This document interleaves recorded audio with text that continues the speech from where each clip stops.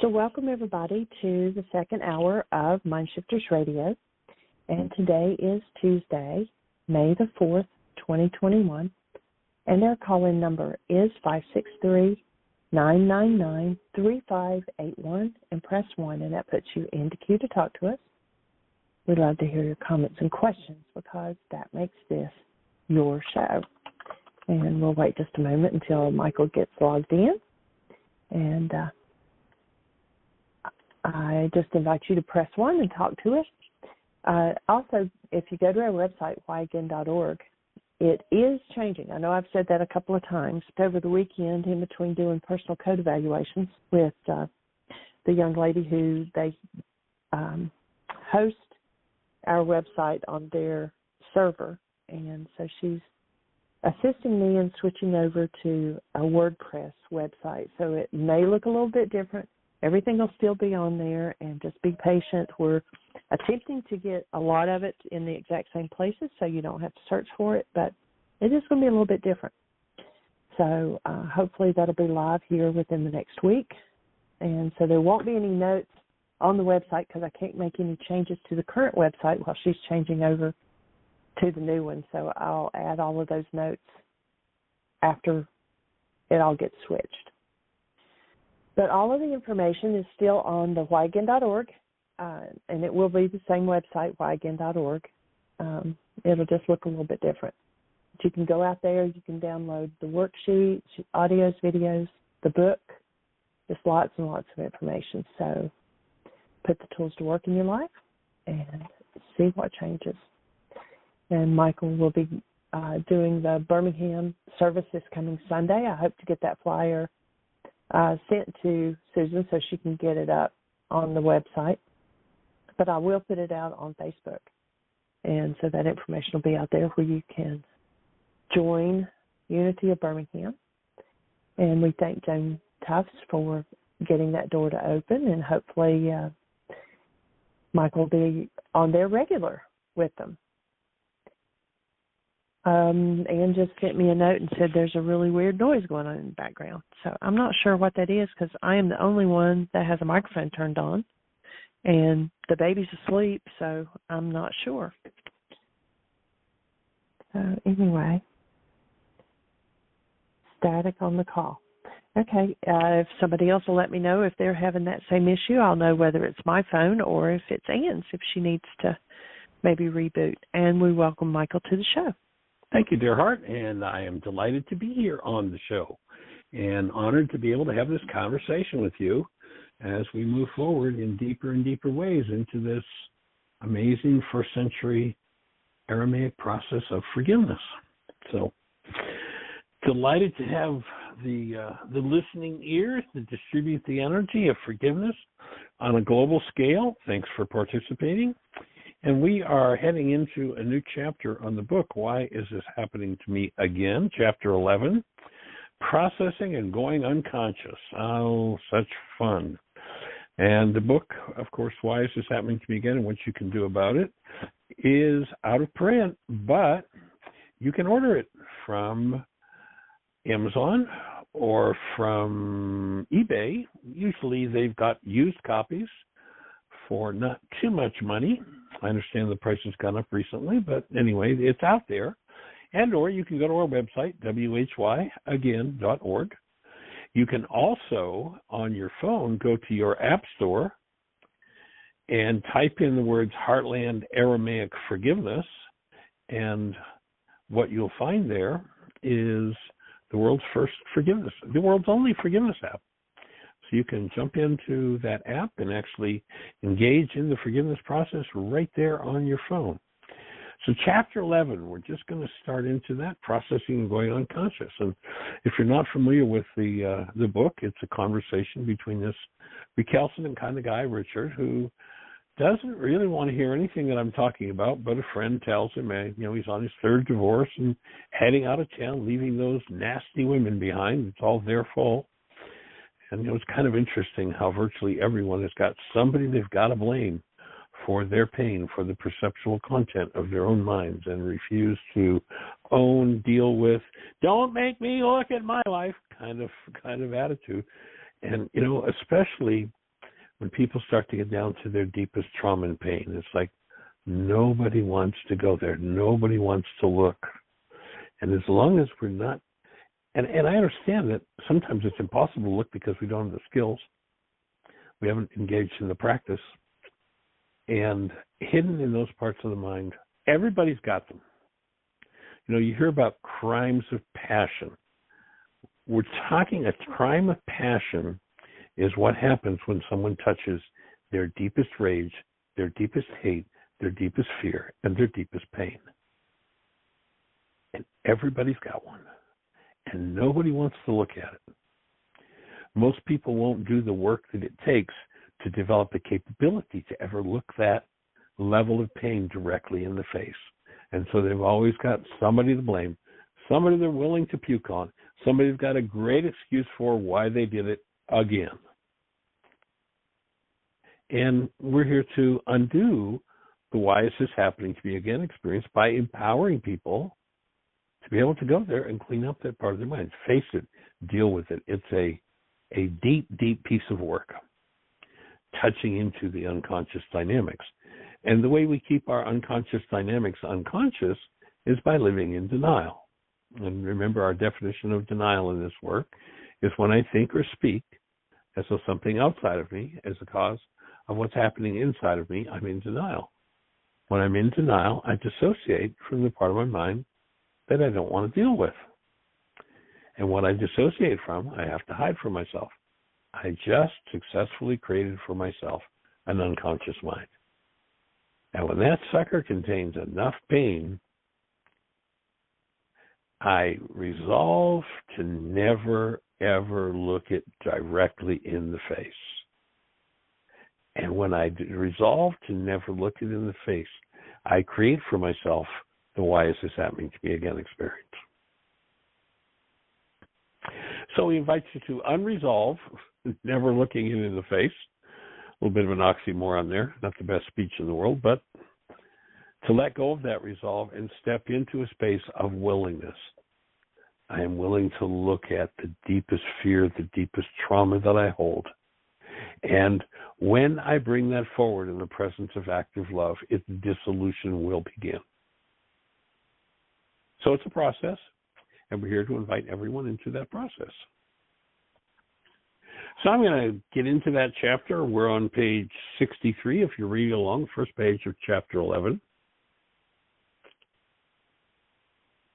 It's quite common, as people begin to understand this work, for them to flip-flop between clarity and their old beliefs.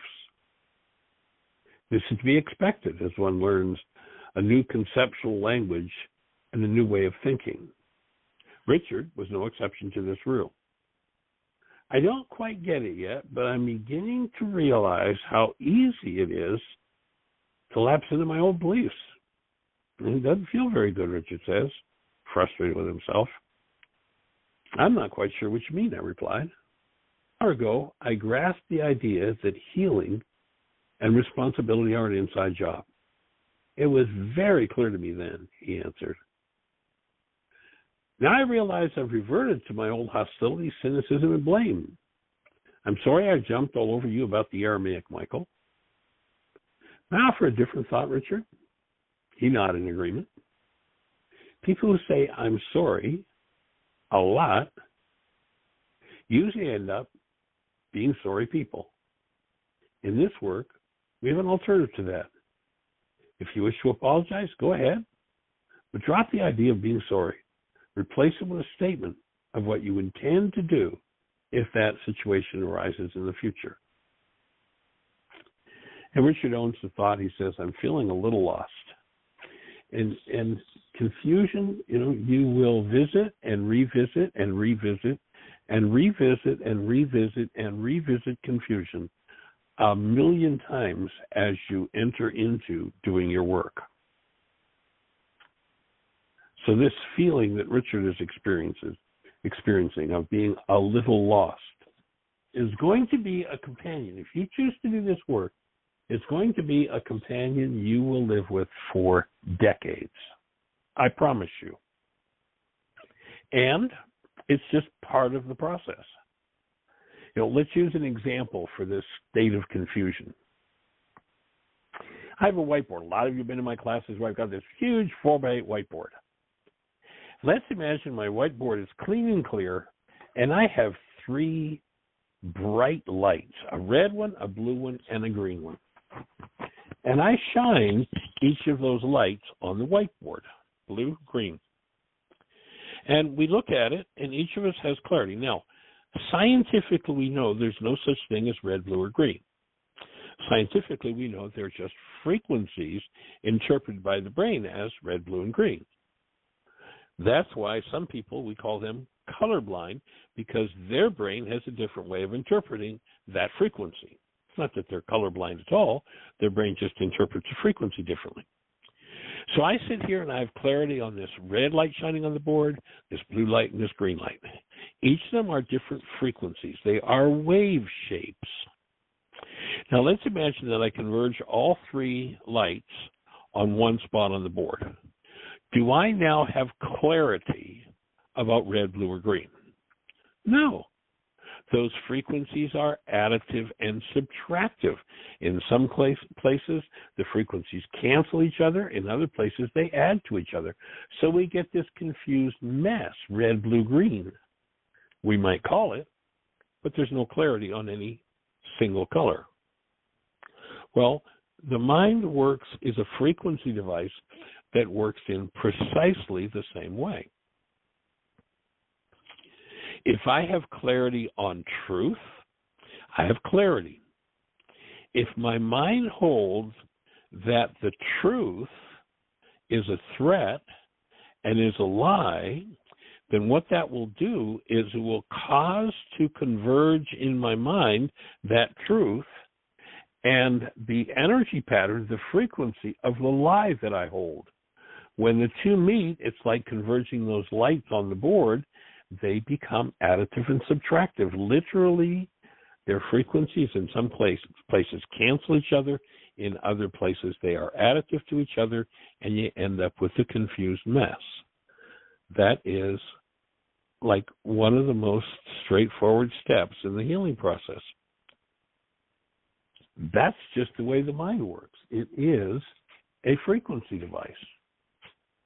And as you move through whatever you need to move through, and your mind has conflicting energetic patterns, those energetic patterns are going to show up, and they're going to be an interference to your ability to perceive clearly. That's just part of the healing process. And so recognize that and resolve yourself that that's going to be something you're going to get to experience probably many, many, many times in the future. And recognize that as, let's use another example that's similar. Let's imagine I've got a clear glass vase, and I fill it with water. It's a huge, big vase, and I fill it with water, and I look through the vase, and I've got an audience in front of me, and I can see clearly everybody in the audience. And then I pull out my watercolors, and I take a nice, big, thick brush, and I put it in the water, and I soak up some really deep, dark black ink or black paint, and I put the brush in the water, and I stir it around, and the water gets a little gray and cloudy. And then I take some blue paint, and I do the same, and I take some orange and some yellow and some green and some purple, some red, and all of a sudden, that water's getting kind of thick and murky. I'm not seeing through it very well. And I get to the point where I can't see anything on the other side of it.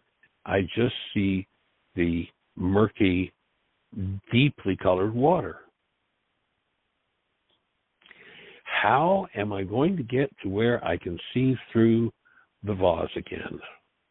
I'm going to take clean, clear water and keep pouring it into the vase until it displaces all of the red paint and the blue paint and the green paint and the orange paint and the black and the yellow paint. And as I keep pouring it in and the interfering frequencies are displaced by the clean water, all of a sudden I come back to where, I can see through the vase with clarity. You've got to keep pouring truth into your mind in exactly the same way. If I've got a vase that holds a gallon of water and I pour in a cup of water and it's all, it's opaque and I can hardly see through it. It's deep and thick coloring. If I put a glass of water in that gallon, am I going to see anything? No. I put 2 glasses in. I put 3. I put 4. I put 10. I still don't see anything. I put 20. I put 30, and I'm starting to see some edges around things. Oh, I put 40, 50, 60 cups, 70, 80, 90, 100, 200. All of a sudden, the water's starting to clear up. And each time I pour in another glass of clean, clear water, the water gets just a little bit clearer. That's precisely how the mind works. You've got to keep pouring in truth. Now, be careful. You can't let lies come in. And the main lie that comes in to destroy that is, here I am, the coloring that I'm experiencing at this moment is red. It is mad. I'm really mad. And I say to myself, you made me mad. I just took the color red on the end of a nice big fat brush. I loaded it up really well, and I dipped that red color in my mind, and now my mind is confused. It is blocked with that errant frequency. And I just, if I'm ever going to actually clean up my mind, I have to keep pouring in the clean water, the truth. And as that happens, I flush out all of the aberrant coloring that creates blocks in my mind. When you go back 2,000 years ago, and there's a metaphor that Paul used. He said, we see as though through a glass darkly. And that's exactly what we're talking about with the vase. That's exactly what we're talking about with the mind. That's exactly what we're talking about with confusion. Confusion is just an expression of mixed frequencies. No different than the mix of all the red, blue, yellow, orange, green paint going into that vase. The mind is the vase, and we simply need to keep cleaning it up and clean it up. And what that means is that, with the vase example, I've got the brush in my hand, and I've got the paints out here, and so I can choose what colors I put into the water and produce a result. But when you realize that the unconscious, if we use the vase example, it would be that there's a trap door at the bottom of the vase. And as events happen in our lives, those colorings are resonated from the unconscious and show up from under the surface. They just seem to sneak up on us from nowhere. Well, they're not sneaking up from nowhere. They are in the unconscious mind. And a situation or a circumstance in your life that resonates those unconscious dynamics is going to clean that up. Now, because some kind of, whatever it is, let's imagine it's hate or fear or rage or guilt or dislike or, whatever it is comes up in you, it doesn't mean that you're bad or wrong or guilty. It just means that that's a frequency that's in you. And when you can acknowledge that there's a frequency in you that's an untoward frequency, then you go about getting rid of it rather than taking on a power person's game of, well, you're to blame, you're bad, you're wrong, there's something wrong with you. Well, gee, what if hate comes up in me? Certainly there's something wrong with me. No, there's nothing wrong with me if hate comes up in me. It just means that there's hate in me. Now, if I fall into the hate and I start being hateful, then I can say, well, I really have a problem. I've got work to do. I need to clean up my mind. But the fact that it's there, it might be a hangover from a relationship that happened decades ago. That when resonated into activity comes into the space, and because it's integrated into my brain's image of this person who's present today, maybe I developed that hatred or that dislike 50 years ago, 40, 30, 20 years ago. And something in my life resonates that into activity now. And because I've denied it and dissociated from it, it becomes integrated into my brain's image of you. Now, to acknowledge I hate you doesn't mean I'm bad or wrong. It just means that, oh, hate's coming up, and here it is. Excuse me, it's got nothing to do with you. There's hate coming up in my mind.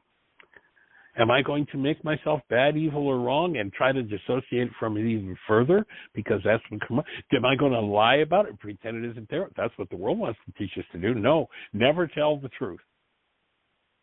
Now, you might remember the story I've told about, Mrs. Jones, who lives next door, and Mom's out in the backyard talking to her.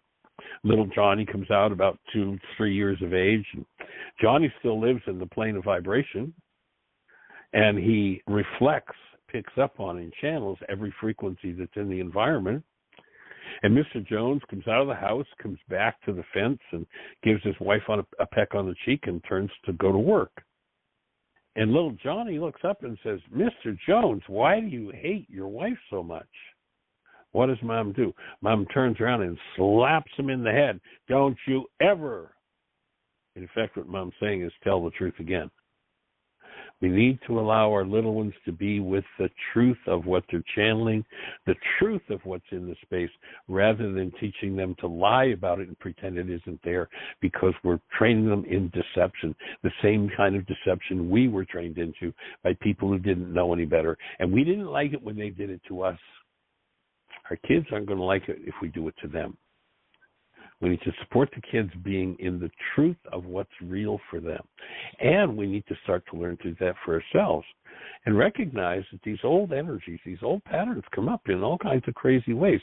And it doesn't mean that I'm bad or wrong or guilty or anything else. It just means there it is.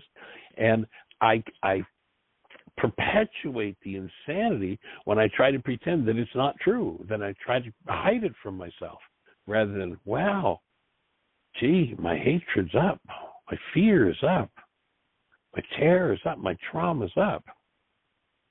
When I actually step into and start to trust in my environment and the people around me, instead of having to project it and say, I hate you, I can start to be with the truth in me and go, oh, gee, there's some hate surfacing in me. I need some support in healing it, rather than I'm going to put it in my brain's image of you and pretend it's about you.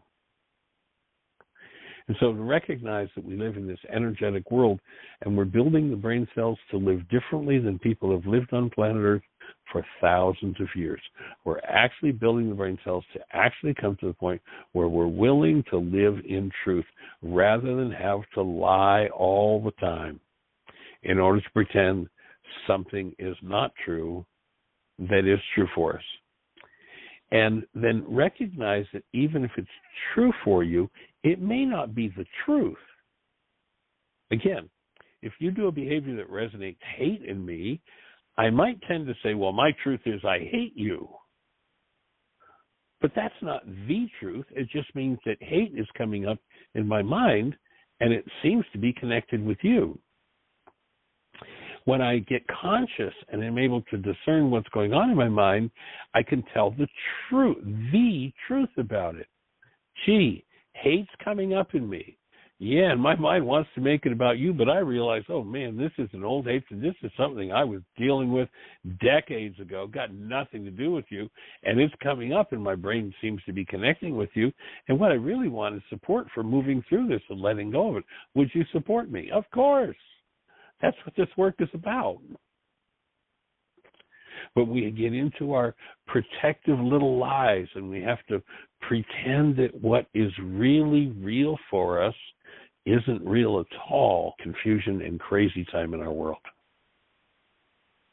So we're here simply to keep on pouring in the clean water and allowing that to flush out all of the anger, all of the rage, all of the hatred, all of the vengeance, all of the terror, all of the trauma, all of the gossip, the vengeance, the slander of all of the generations in our bloodline. And that's quite a task.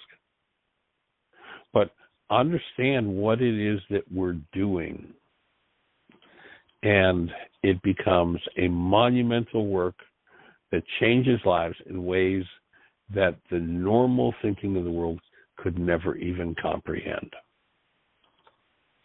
So that's what we're here to support. That's what we're here to participate in. And we're honored and delighted that you're here, again, lending us your ears to be part of the process. If you're on one of those stations where we can't see you, our call-in number is 563-999-3581, 563-999-3581. So if you're on one of those stations where we can't see you on our control panel and you have a question or comment, you can call that number on your phone. When you do, you'll be listening to the show. And when we call on you, Ginny will introduce you by your area code. We'll be having a conversation. And when you have a question or a comment, all you do is push 1, raises a hand in the control panel, and you'll be introduced by your area code, and we will be having that conversation. And I would be delighted to have that conversation with you right now.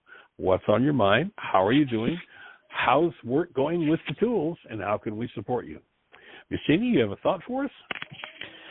We have a caller. It's area code 805. I believe it's George. Yeah. Oh, awesome. Good to hear from you, George, young man. It was nice to talk to you last night.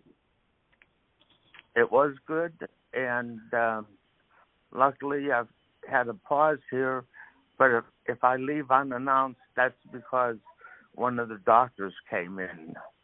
Okay, well, we understand that you're there in a hospital room, and if you need to go, you can just drop it, and we'll know what's happening. So what's on your mind? How can we support you today? Well, I was listening to what was being said, and with being energy, what happens, I feel like I misinterpret what energy I'm feeling sometimes, or what the energy I have. That's pretty normal. Was brought on by the last time we talked. You had asked if when I was under, if I felt, what happened, and if I felt any guilt. And I think I described it as a really dark place. I don't exactly remember how I described it.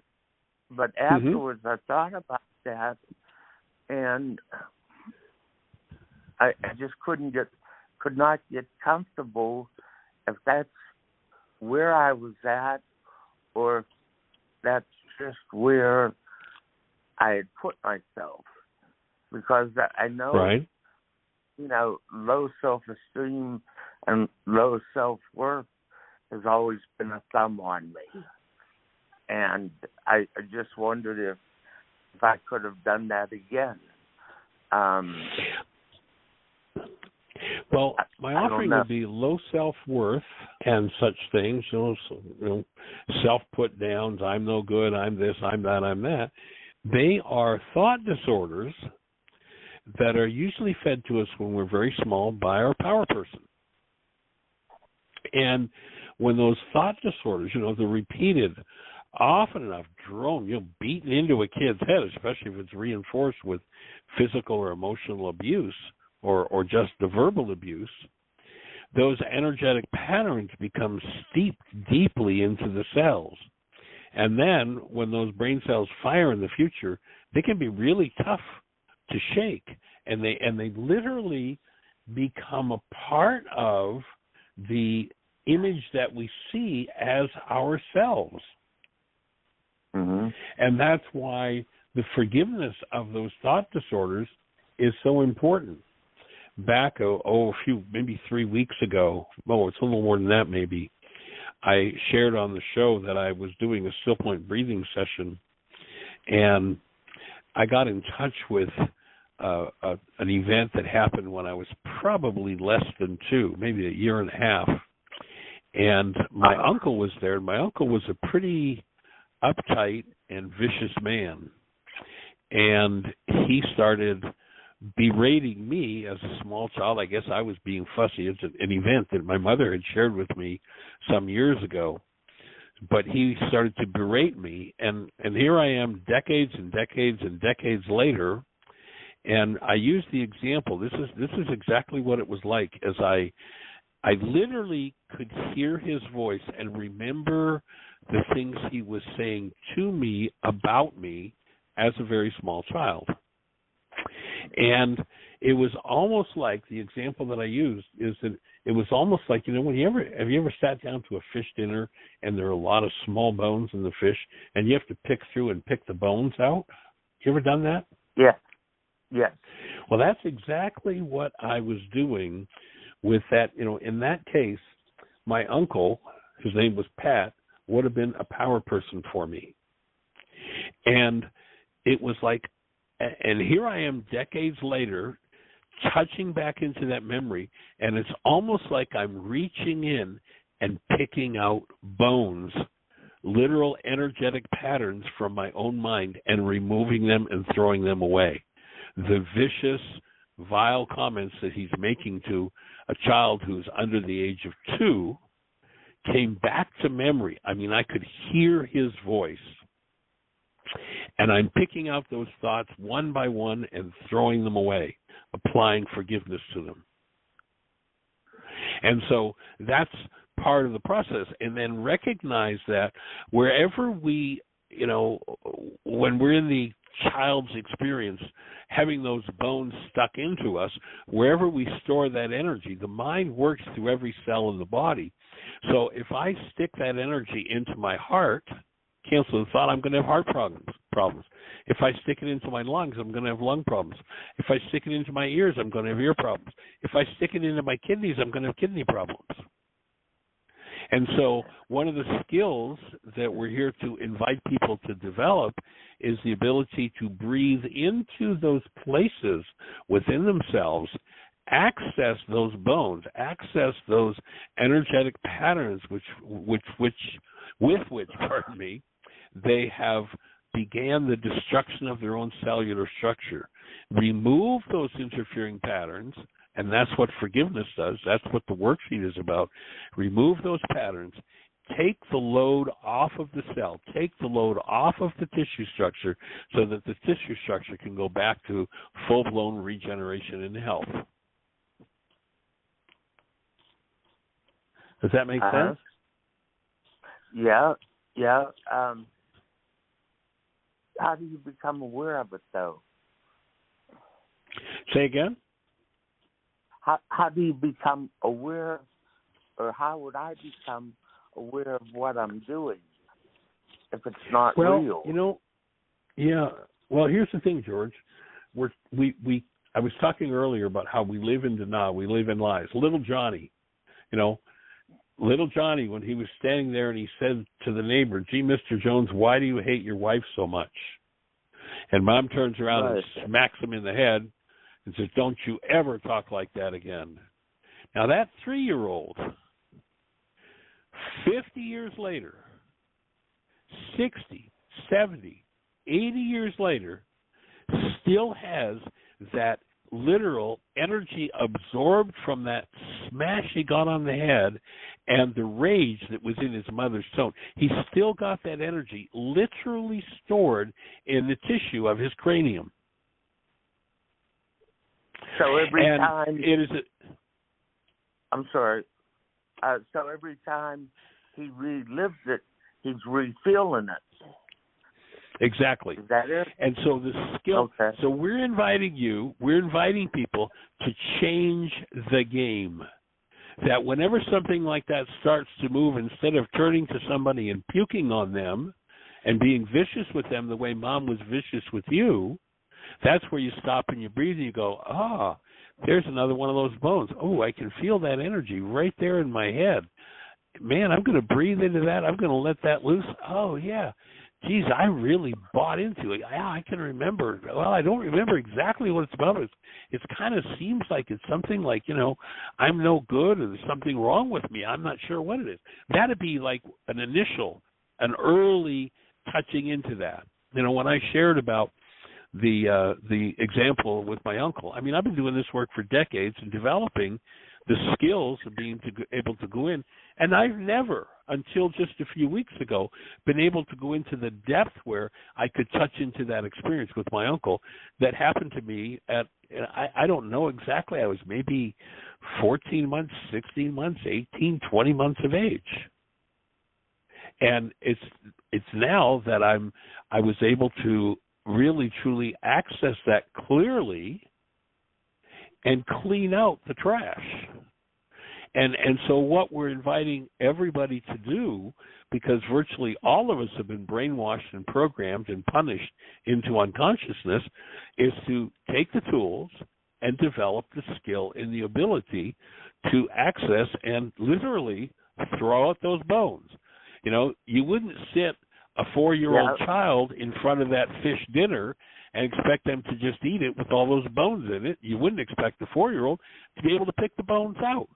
But you might put the fish in front of the child, and you might, you know, have a fork and use your fingers and pick the bones out of the fish for the child and feed the child a little bit of fish each time. And the child would observe you doing that and go, oh, that's how we eat fish.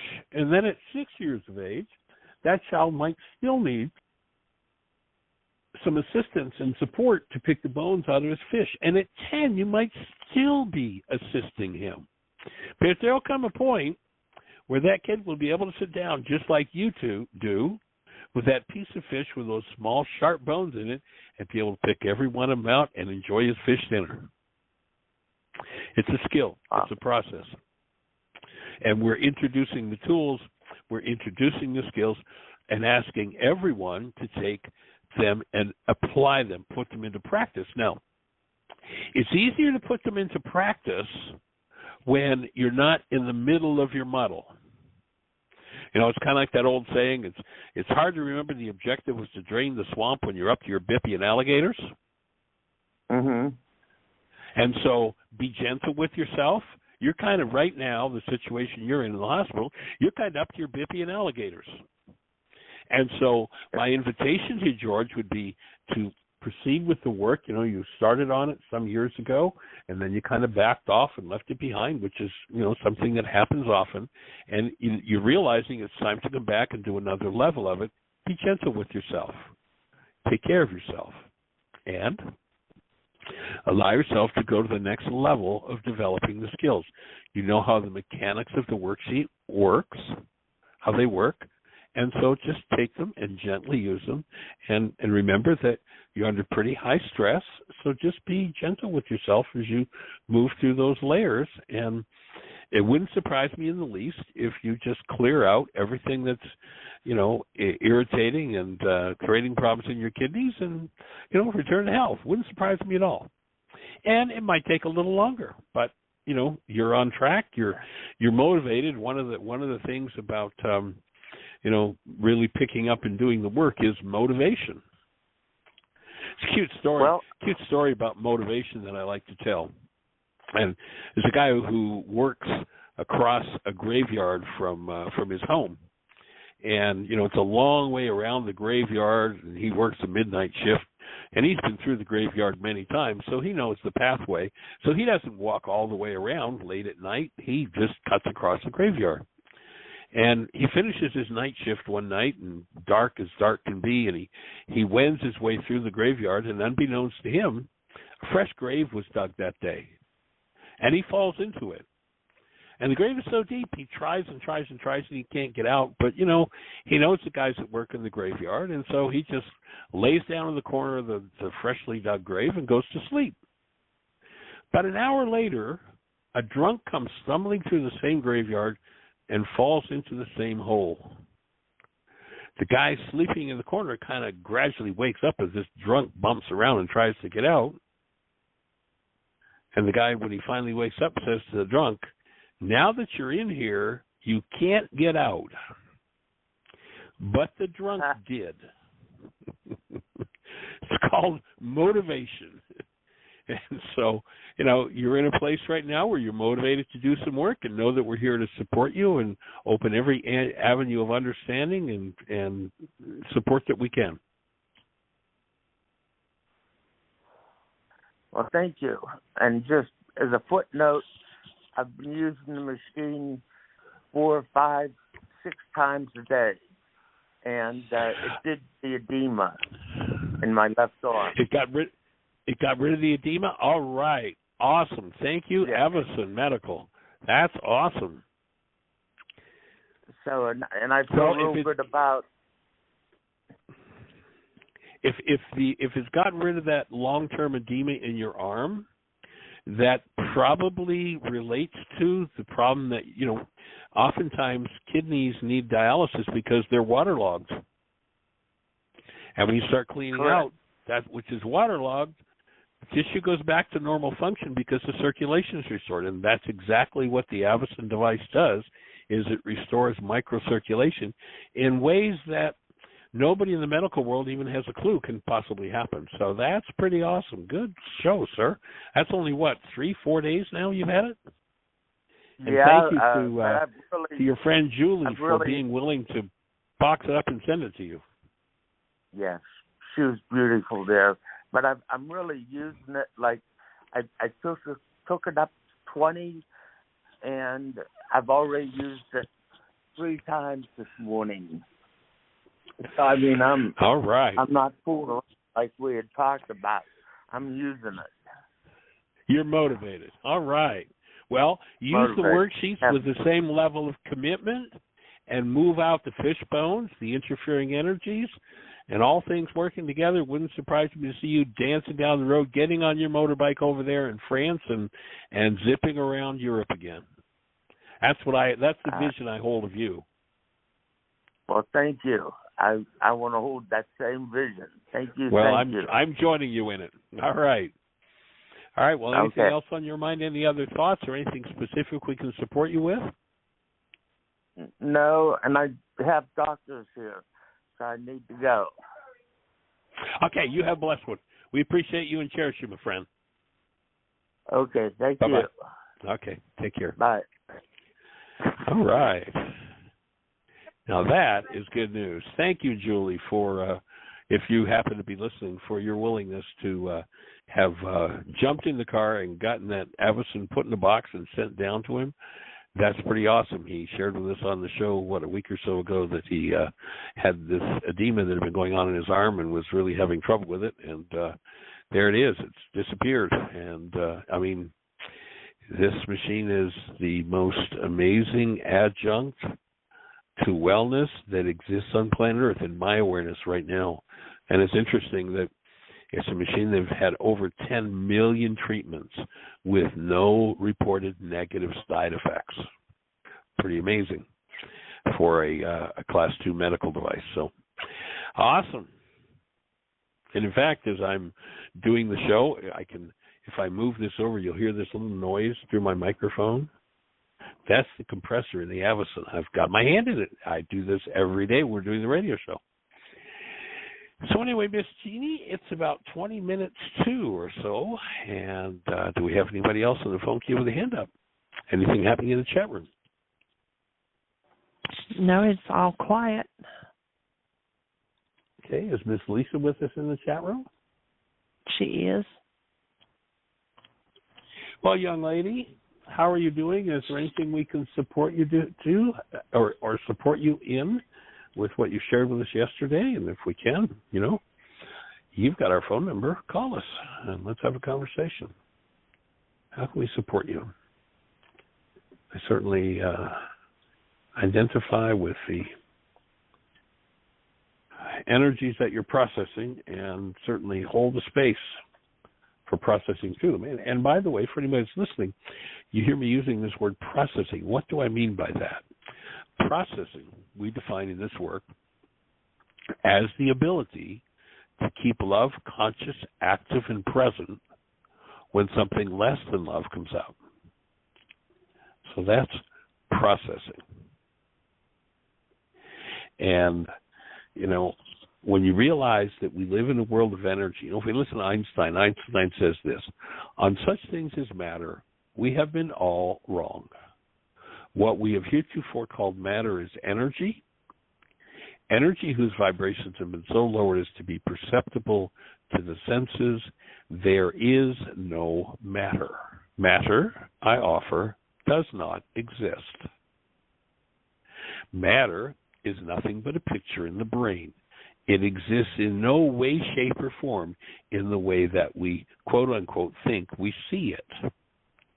If you could look at what you call a body and see the actuality of it, if you could raise the rate of vibration at which your eye receives information, your brain would show you not a body, but a whirring mass of electrons, protons, neutrons, and light. We would see that we are energetic beings. And realizing that there are two qualities of energy relative to your being. There's that which supports it and that which tears it down. The energy that supports it is purely the energy of active present love. You know, if you go back to the moment where you first held a newborn child and tap into the essence of the newborn, you'll notice the word that describes the newborn is love. And the newborn is not loving you, but the newborn is love. That's what this structure was made for. It was made, this body-mind unit was made to incarnate love. If there's a difficulty in incarnating love, it's because there are other frequency patterns from the genes, the genetic history, or the environmental experience of frequencies that have been stored in the structure. And so the healing process looks like opening those other patterns and processing through them. Letting go of getting lost in the belief of those patterns as true about yourself or anybody else, and simply freeing your structure of them. And freeing your structure of an untoward energy is called forgiveness. And as you forgive, and, you know, if you're the first one in your bloodline to start to address these things, how many generations of hate and rage and fear and trauma and drama have gone on in your bloodline, do you suppose? And if you're the early adopter, then it's going to take you doing the work that it takes to remove those frequencies, to forgive. And so the forgiveness process is one that unfolds over time depending upon your skill level, where you allow yourself to access. Let's say, for instance, you know, the example that I just gave of that remembering of my uncle and what he was feeding to my mother as he abused my mother verbally and me, that going into processing was to be able to touch into, you know, I guess I was being kind of the fussy child, what they might say, entering into the terrible twos. And my uncle, with no tolerance whatsoever for children, which, you know, I could verify from later years around him that he had, and the hostility that he lived in, just puked all over me and my mom. And I bought it. You know, I'm only, I don't know, again, 16, 18, 20 months of age, just sucking that energy in. And then developing the ability to be able to reach into my own cellular structure and remove those energetic patterns by breathing and bringing forward active present love is how the healing process happens. And so entering again into process, each individual, as they're doing their work, is the idea is to restore yourself to the awareness of the presence of love, ultimately to bring forward the presence of love as yourself and begin the dissolution of everything that is less than love. That's the core and the essence of the work that we're doing here. And to remember that if you've fallen into identification with some of those thought disorders, the only thing that is true about you is that you are created of the stuff called love. All the rest is a lie. Everything you've identified with, the messages that came from the power persons, you know, the kind of horrific messages that oftentimes parents, when they're in their pain or trauma, feed with great emotion to their children. It's all a lie. The only thing true about you, the only thing true about me, is that you and I were created of the stuff called love, and we're still that. The rest of it is a fraud. And the fraud is any belief that anything based in hostility or fear is real. Anything that's in your physiology that's based in hostility or fear, it's like the vase. It's like your physiology is the vase we were talking about earlier in the show. And the hate is the black paint that came off the brush as I stirred it into the vase. And the rage is the orange came off the brush when I stirred it into the vase. And the fear is the purple paint that went into the water as I stirred it into the vase. And breathing and bringing forward, tapping into the truth of active present love is the fresh water, is the clean water that displaces or dilutes the hostility and fear until your physiology is freed of it. Now, how many generations has it been since somebody in your bloodline or mine consciously, purposely said, I think I'll go into my cellular structure, seek out all hostility and fear, and choose to remove it? I mean, did you ever imagine your mother or your father? Did they ever talk to you about how they did that? Or your grandparents, how they did that? Or your cousins, or your aunt, or your uncle, or your great-grandmother, your great-great-grandfather? Did any of them ever tell you about how, hey, here's the truth about you. You are love. And we live in a family system with all kinds of rage and fear and grief and pain. Your great-grandfather went through the war, and your grandmother lost 4 sons, and on and on and on. Whoever talked to us about that? And whoever told us that forgiveness is the removal of those energetic patterns literally from our cellular structure, alleviating ourselves of disease? Whoever told us that? You know what? Your church should have right from day one. But they got caught up, and they thought that their teaching was supposed to be about dogma and doctrine. What a silly-ass joke. I mean, ridiculous. In the name of a man who said, I have one purpose. I come to bring you life. I come to bring you awareness that you are the active presence of love, created in the image and likeness of the Creator. I never came to bring you a dogma, and I never came to bring you a doctrine. I came to bring you life. And life is love flowing through a cell. Whenever we restrict the flow of love through a cell, we are shutting down our physiology and literally killing ourselves. And that's been going on for 1,000 generations. Notice how perfected the process is in your bloodline and mine. Everybody in your bloodline, everybody in my bloodline over 120 is already dead.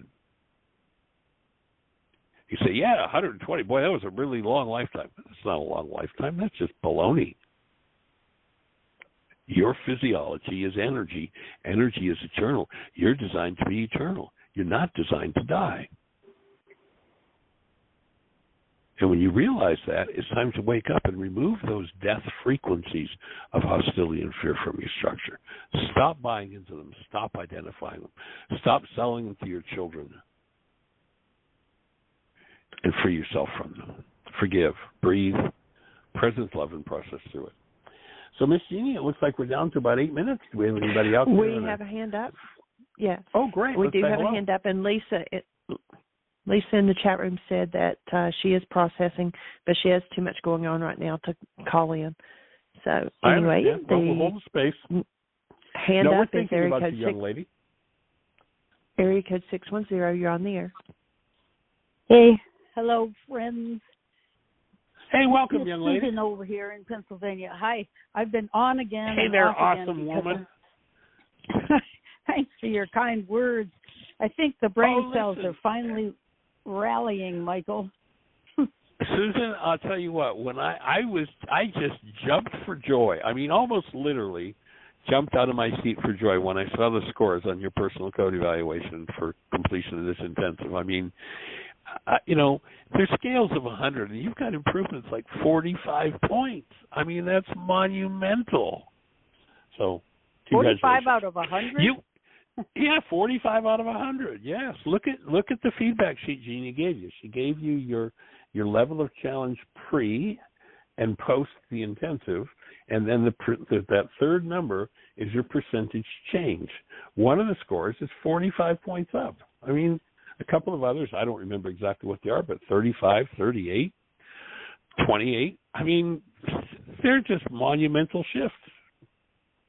Amazing. I can feel it. Yeah. And the text I bet was you so can. much more. Yeah. It was more understandable somehow. It went very smoothly this time. It's called building brain cells. That's what it is. It's taken a You've lot been of working pretty pretty diligently. Well, but and the thing I appreciate about your inquiry mind is you've been diligent, you've been sincere in the inquiry, and every time you ask a question, the whole audience gets the advantage of building the brain cells. So, thank you for the contribution. And that is sincerely received as a major contribution. And I also want to acknowledge you for the financial contribution that you do on a monthly basis to us. It really helps us support to keep this whole project going. So thank you, thank you. It's the best on all fronts. Best deal going. Deal ever. So what's on your mind for today? I had a thought about Rachma and Kuba. When I hear those names, it's when Tim and I studied Hinduism and Vedanta for 10 years, we learned a lot of Sanskrit prayers, chants, but eventually I came back to my own culture because there was something so deep in there. And so I thought, I want to do that for Rachma and Kuba. And it came to me right away, and I want to check it with you.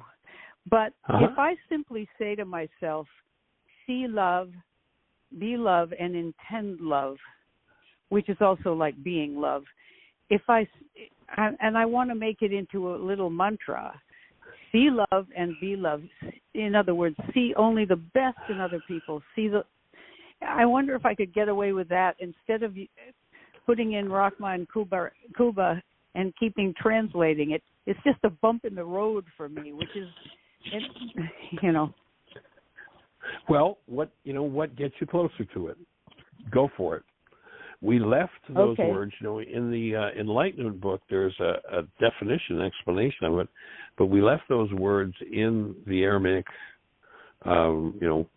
transliteration of it, because there just is not a truly equivalent single word we could use in place of it.